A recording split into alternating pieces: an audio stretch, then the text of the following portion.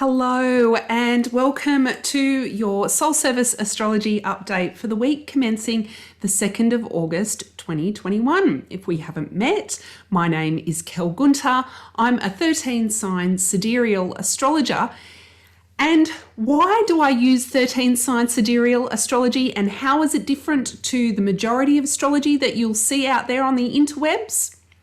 13-sign sidereal astrology matches astronomy. It matches what you can observe in the sky from the location which you are in, or where you were when you were born.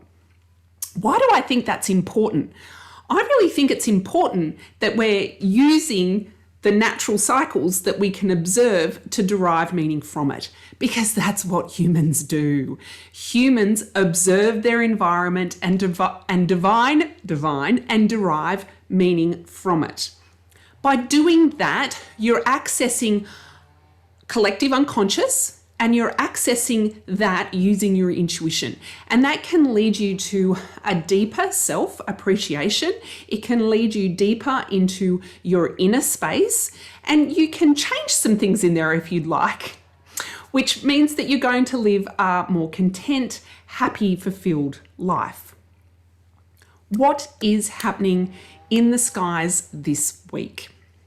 First up, we have some opposition energy, and that was the same as last week. And then there's a little bit more trine energy. And then towards the end of the week, we have square energy and some shifting planets. But we also end the week with a new moon. So I'm going to share my screen with you now so you can see the chart.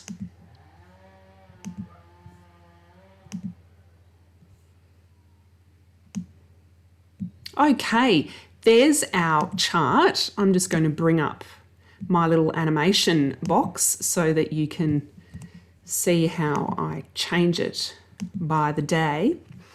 All right, so there is the 2nd of August. That's where the planets will be located, the 2nd of August. So that's Monday. Please ignore where Neptune is. My computer program puts it in the wrong location. All right, so you can see the main aspect that is happening here between Saturn and Mercury, and to a certain degree the Sun, this opposition energy. So Soul Service Astrology approach is to look at the archetypal energies on either side, because astrology is an energetic language. It is an acausal language. We divine as above, so below. And that's what I said at the beginning. We observe our environment and we derive and define and divine meaning from it. Saturn is archetypally represented by the leader within us. So what is your mastery? What is your expertness? What have you spent time and consistent effort and work to build within your life, to create and achieve things? I want you to keep them in the back of your mind this week, because the leader at the moment is in a state of review. We're looking back over things that we've accomplished, not hanging out there. A CEO will be looking at things that they've done before, what worked, what didn't, what core methodologies work for me, what system works for me, where do I need to make some changes? In Capricorn, they'll be expressing more like the CEO, because Capricorn is very similar to Saturn in that it shares the archetype of the executive or the director. So it's going to be expressing very much like the leader. So we've got a lot of leader energy going on over here with Saturn in Capricorn. Saturn's been in Capricorn and will be in Capricorn for approximately 2 years. If we look at the other side of our seesaw, that's opposition energy, we have Mercury. Mercury is represented really by our mind and how we communicate. It's logic. It's our analytical minds. It's our reasoning minds. Now, at the moment, it's transiting through Cancer, and you can see Cancer for 13-sign sidereal astrology isn't very big, so it hasn't been there for very long. It's a very short, sharp burst of floaty, relaxing energy. Let the mind decompress. Let the mind have a rest. Let the mind switch off from all the things that it needs to do. So this is actually quite helpful for the leader. Where the challenge comes with balancing this seesaw energy is that the leader is likely to be sitting there and reviewing, looking back at past successes, past achievements. Oh, yes, that's good. I want to make that change here and there. But the mind over in Cancer is probably a bit more like, oh, you know what? I just really want a holiday. I just really want to think about nothing. I want to look after my body. I want to have some really nurturing food. I don't want to be absorbing too much information from the interwebs. I really think that that's what our modern technological age has been really defined by, is that one, our attention spans have shortened and that we consume a lot more information, but it's at that very mercurial level. We don't take it in and process that information, consolidate it, which is what Capricorn and Saturn want to do. They want to consolidate information. They really want to learn something and implement it. Whereas Mercury is just interested in taking information in and passing it through, not really consolidating or taking it in. Now in Cancer, it's probably wanting to have a bit more of a rest. So feel into this for you. The soul service astrology way of looking at the planets is not just to hear this information and go, oh, that's nice, Kel. I want you to feel how this is playing out in your life. Look at your achievements, look at your goals going forward, then look at what's going on in your mind. So this is a state of observation. This is a state of awareness. Because Mercury is involved, journal on it. Take some notes. Where can you declutter? Where can you simplify? Where can you consolidate? Where can you bring in more space and more time for the things that nurture you in your mind and in your body, so that you can go off and achieve the next step of goals and the successes that you desire to see in your world, and not just leaning on very capitalist ideas of successes and goals and things like that, even though I'm using those words. Okay, so that's Monday's energy. Let's go ahead one day to Tuesday, the 3rd of August. You can see the Saturn Mercury energy is going to be hanging around for a couple of days. But then the very next main one is the trine between Uranus up here in Aries with Venus down here in Leo. So this is a little bit of fire energy. Little bit of fire energy in your week, and it's a trine. So this is lovely flow. So we're looking to step into our flow here. Neither of these planets are going backwards. There's still quite a lot of retrograde energy in the chart at the moment, so you may be feeling like you're moving a bit slower, but this aspect pattern is asking you to step into your visionary warrior. It's asking you to take some action around your vision and around the change that you want to see. And this can be fed by your creativity and how you connect. So Uranus is the visionary. Aries is the warrior. So the visionary wants to take some action on its mission, on its crusade, what it wants to change in its world. And sometimes this has a bit more of a collective feel to it. You might want to be making changes in the collective, and you're starting with yourself. And it can be very much driven by how you create your art, your creativity, and then how you connect. And that can lead to a sense of regeneration, because Venus is the regenerator. So you may have been feeling a bit slow and mundane, and it's like, right, here's my vision. I know what I want to focus on. I'm going to create from that space. And there was an aspect last week that was asking us to look at just taking some small steps. Maybe now you feel this week it's ready to unleash it and let it flow. So that's what that aspect refers to on Tuesday. Let's go to Wednesday, the 4th of August. And as you can see, the trine between Uranus and Venus is still there. We still have this opposition energy between Saturn and Mercury. So they're both aspects that hang around all the week. So that energy is still there. If we go back, if I take a step back and we talk about Tuesday's energy with Uranus and Venus, and we look at the soul service astrology way of how to use it. My suggestion for you would be to get creative, get active, take some action towards the change that you wish to see in the world, where you really want to be. I feel like this word crusade, where you really want to be, start stepping into the change you wish to be and see. And that might be through your artistic pursuits, creativity pursuits, and it might be very much in your backyard, looking after your body, looking after your family, growing vegetables. It could be as very simple as that, but there's like a little fire burning in us with this aspect. So moving to Wednesday, the 4th of August, the main aspect here is another trine between Chiron in Pisces. Chiron in Pisces is retrograde down here to the sun, which isn't very far away from Mercury. So the sun down here. So let's look at either side of this aspect. First of all, we have Chiron. Chiron was downgraded from an asteroid to a comet. It's a very small comet, but it has a very eccentric orbit. It orbits between Saturn and Uranus.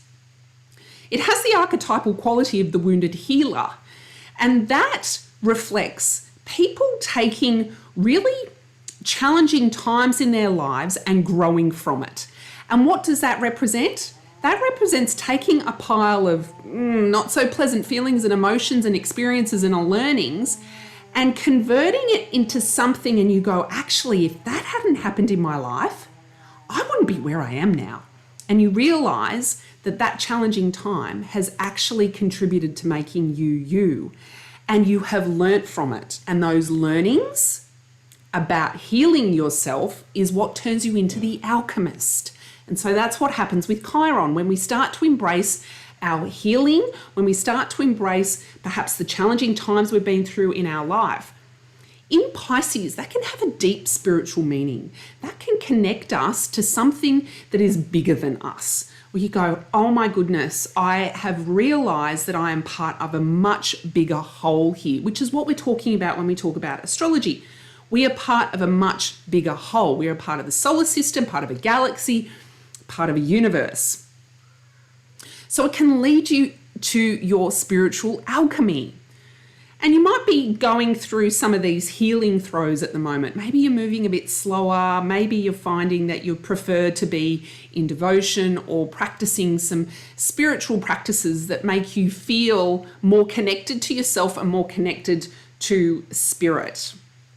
When this energy is trining down here in the sun, and it's a watery energy because we have Pisces with Cancer,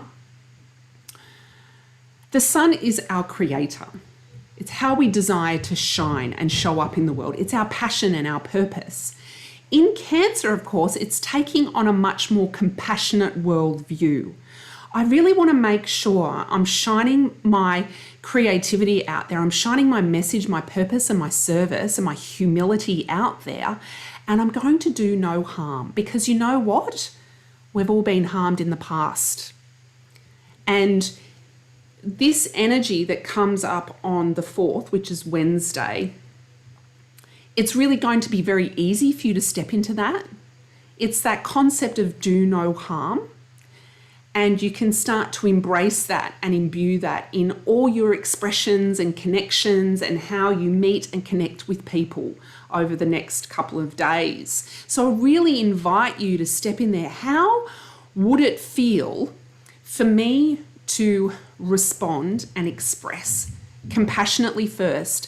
Perhaps there's some unconscious biases in there that are feeding the way that I express myself and shine my service and my purpose into the world. Can I have a little bit of a review of that? It will feel a lot easier this week. It won't feel heavy and bleh. It'll just feel like, oh, these are more layers shedding. All right, so that's Wednesday's energy. If we quickly move to Thursday, there's no additional main aspects that I'm going to talk about on Thursday. As you can see, the Saturn opposition over here to Mercury and the Sun is still slightly active.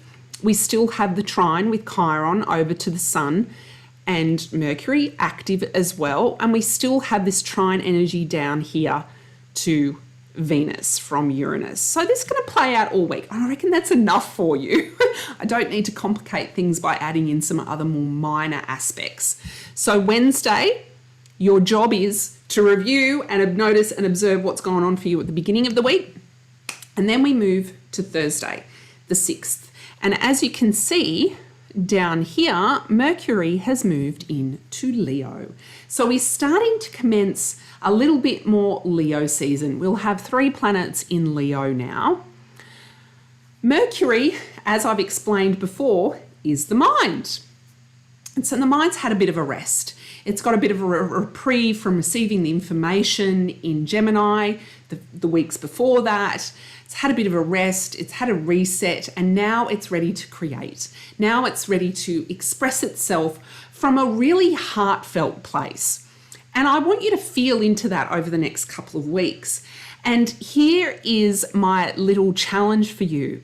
Can you communicate, express? Perhaps you write, perhaps you talk, perhaps it's how you connect with others. Can you include more play and more fun? Because I think if the world needs anything right now, it's for us to realize that we're here to enjoy ourselves. Why not include more play and fun where you can, and enjoyment? So I feel like that's what we're stepping into with Leo season. We get to, shake things off a bit. There's a bit more fire energy now. Okay, so let's move to Friday, the 7th of August. The aspect we're going to look at now is Uranus has shifted its square down to the sun. It's almost exact at 0 degrees, whereas prior to that it was with Mercury. That's shifted now. We have the square solely on the sun. So how is this different? Uranus, the visionary warrior, wanting to take action, make changes, get things going, fire things up.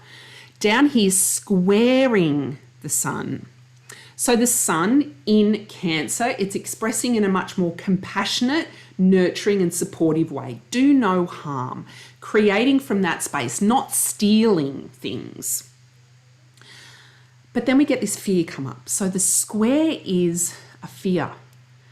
Because Uranus really wants to make changes, wants to do things, take actions. But the sun is saying, well, hold on here. We need to observe how we're expressing and what we're putting out in the world and how we're shining, because we don't want to harm people. We want to be a bit more compassionate. So the fear is, am I doing enough? Am I enough? Is this enough? Shouldn't I be doing more? Should I be taking more action? So there's this fear that we're not enough, we're not doing enough. How can I be enough? How can I make the changes that I want to see in the world and still feel like you're enough? Because when we start edging into those places that are uncomfortable for us, where we start edging into places where we haven't been before, and the visionary warrior does that, takes us into places where, I'm making changes. This feels uncomfortable. So our psyche, our unconscious will go, we've not been there before. This is not, I don't know if I can handle this. So when this feeling of not being enough comes up, again, soul service astrology way, how do we work with this? How do we work this energy so that it becomes an applied metaphysical science rather than just sitting back and going, I listened to Kelx and she made me feel really good. All right, so when you get feelings of not doing enough, not being enough, or I'm not enough, you need to honor them. You need to notice them and observe them. Now, of course, there's umpteen number of practices that you can do to get that all out. And because it's the sun, you might want to get it all out somehow. You might want to express it all out in a journal. You might want to scream it all out in your backyard. You might want to dance it out. However you allow that feeling to move within your mind and your body and your energetic state. Then we want to start to look at the opposite of that belief of I'm not enough, I'm not doing enough, I am not enough. Look at the times where you have succeeded. Look at the times where you step back and you go, I really have served from a place of heart and compassion, and I'm really proud of myself. I guarantee you everyone will have at least one of these moments in their lives where they've been really proud of the contribution that they have made.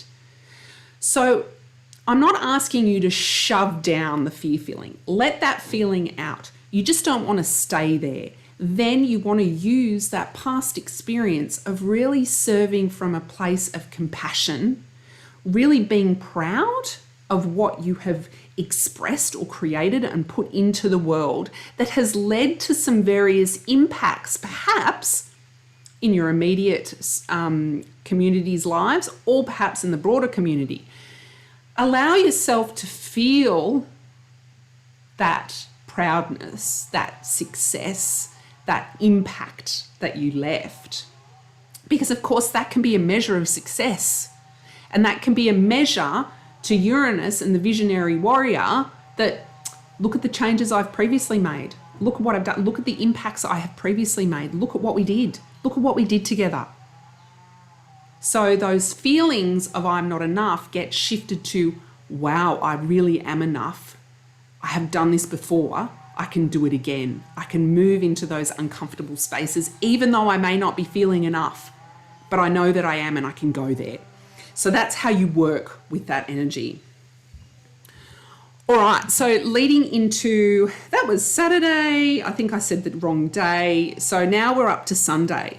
Now, Sunday culminates at midnight, the 8th of August, 2021, with a new moon. So I'm just going to scroll through hours to show you that at midnight we get that moon-sun conjunction in Cancer. So yes, you might have seen elsewhere on the interwebs that the new moon is in Leo. That's incorrect. The new moon can be observed in the constellation of Cancer. The new moon archetypal energy is that of the innocent. We are fresh, we are new, we are born again. In Cancer, it is the storm rider. We are born again with our feelings and emotions. We've just had Mercury transit through there. We've just had the sun transit through Cancer. We're right at the end of Cancer here. We have embraced perhaps some feelings that have been maybe a bit icky and uncomfortable to us. We've found ways to notice and observe our feelings at a different level than what we've noticed and observed previously. We feel born again. And now it's time, it's like we're a blooming flower. Here in Australia where I live, and in the particular environment, it is definitely starting to be spring, even though traditionally you would say we have a month of winter left. Well, that's not correct because I'm observing the environment. The spring bush flowers are coming out. The birds are starting to get a little bit more rambunctious and starting to make nests. So to me, observing this environment for the last 3 years, we're entering into that really new innocent phase where we get to be part of the news cycle, be part of spring, and start to create and craft from a place where we've nurtured ourselves, held ourselves through winter, held ourselves through these retrogrades that have happened. We've learnt some things, we've taken a rest, our body has been renewed, our mind has been renewed, we've renewed how we want to express and connect with people. And we can set an intention. So this is what you would do at the new moon. You can set an intention in relation to how you want to allow your feelings and emotions to feed who you are. Because it's the moon and the sun together. So it's your inner world and your outer world together. And the feelings and emotions can contribute to both in a really positive, light aspected way. When we feel really shitty emotions that we know are not good for us, well, we deal with them before we start to shine out. But now that we're coming into this new, there's kind of like this sense of excitement, you know, beautiful flowers. I'm sorry if you can hear the blowers behind me. That's really just what happens around here on a weekend.